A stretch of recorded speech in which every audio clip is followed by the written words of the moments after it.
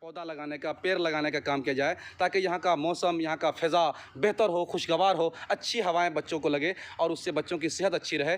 क्यों ना ऐसा फल का दरख्त लगाया जाए जो कि सायादार भी हों और बच्चों के खाने का काम भी करे। तो आइए मैं यहाँ पर पूछता हूँ, ये मोहतरमा है, देखिए मैं इससे बात करना चाहता हूँ। जी, आप दरख्त लगा रहे हैं, इसके बारे में आप क्या कहेंगे? तो आप ये पेड़ क्यों लगाना चाहते हैं, बताएँगे कुछ आप? यहाँ पे गर्मी बहुत होता तो है। किस चीज़ का दरख्त है ये? अमरूद, अमरूद का दरख्त। आप तो अमरूद के दरख्त को क्यों चुना आपने? क्योंकि बच्चा भी खाएगा भी। अच्छा, बच्चा खाएगा भी।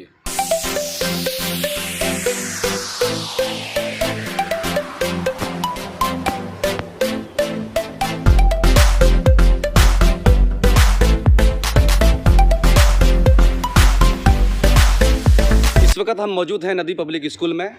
यहाँ पर जो हमारे स्कूल के जो स्टूडेंट्स हैं, ये सब हैं जो पढ़ाती है और यहाँ पर